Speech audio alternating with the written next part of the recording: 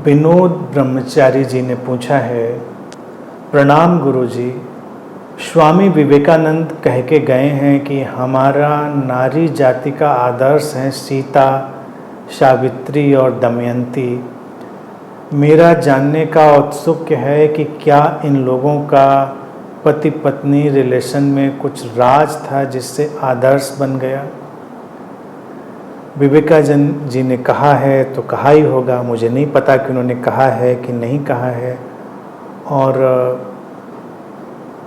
इतने कम नाम लेने की कंजूसी विवेकानंद ने क्यों करी ये मैं नहीं जानता, लेकिन उनके कहने के अपने मंतव्य हो सकते हैं। जब हम पति पत्नी विवाह के संबंधों की बात करेंगे तो अगेन वो एक खेल जिसे हमने स्वीकारा है, उसके नियम, उनके अनुसार चलना। तो हो सकता है इन कैरेक्टर्स में उन नियमों के अनुसार उस खेल को खेलने की गहरी प्रवृत्ति रही हो, इसलिए उसको आदर्श माना गया हो। एक दूसरे के प्रति निष्ठा, एक दूसरे के प्रति सम्मान, एक दूसरे के अंतराल का स्वागत, ये सब रहा होगा, ऐसा इसीलिए कहा होगा। और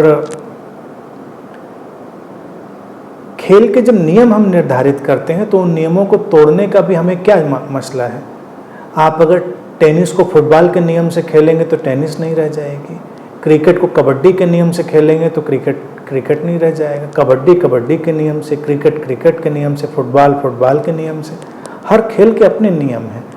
तो विवाह के कुछ अपने नियम हैं, उन नियमों के अनुसार ही चलने में शांति रहती है, उन नियमों के अनुसार चलने में ही बेहतरी रहती है। तो इसीलिए आदर्श माना गया होगा।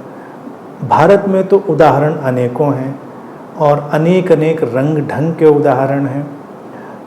हम किस किस उदाहरण में जाएं? मैं ये कहना चाहूँगा कि किसी भी खास चरित्र के उदाहरण की ज़रूरत नहीं है। आज हम विकसित समय में हैं, हम समाज के विकसित पड़ाव पर हैं, तो हम उनका नट सेल में सार जानें। सार यही है कि जो पिछले लेक्चर में हमने सारी बात कही थी डिस्कोर्स में, अंतराल, सम्मान, स्वीकार, निष्ठा भी है ना।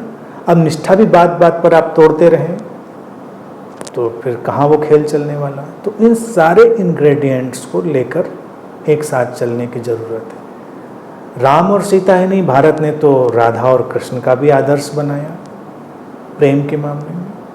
लेकिन आदर्श है, राधा और कृष्ण का संबंध देखिए, विवाह नहीं है, प्रेम है, लेकिन प्रेम का उदात्त रूप है, प्रेम का एक बहुत गहरा उदात्त रूप है वहाँ पर। तो भारत के आदर्शों की कमी नहीं है, लेकिन यहाँ पर वो प्रेमी प्रेयसी की बात नहीं कर रहे होंगे, पति पत्नी की बात कह रहे होंगे, तो वो बात है।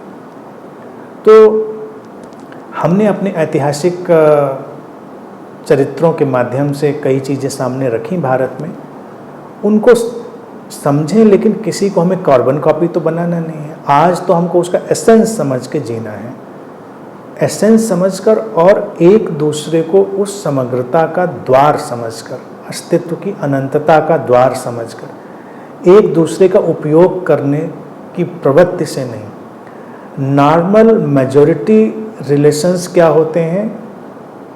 जो बहुतायत के संबंध हैं पारस्परिक शोषण पर खड़े हैं, म्यूचुअल एक्सप्लॉयटेशन पर। एक्सेप्टेंस है, म्यूचुअल एक्सप्लॉयटेशन की एक्सेप्टेंस है। और जो इनलाइटेंड रिलेशन खड़े हैं वो बियॉन्ड दिस एक्सप्लॉयटेशन है, वो एक दूसरे के माध्यम से उस जागृति के आयाम में चले जाने के आयोजन है। तो आदर्श रूप से तो हमने यही माना कि विवाह हो गया, अब और क्या करोगे विवाह का? साथ रह लिए, खुश रह लिए, शारीरिक, मानसिक, भावनात्मक संबंधों को आपने जी लिया। अब जीवन की उन संभावनाओं को भी आगे बढ़ाइए कि केवल कार्बन कॉपी बनाने में लगे रहेंगे, केवल वो प्रतिलिपियां ही बनाने में लगे रहेंगे। तो आदर्श आज के समय में एसेंस के फॉर्म में, सार के रूप में हमको समझ के जीना है बस, कि कोई करेक्टर को बीच में नहीं लाना है।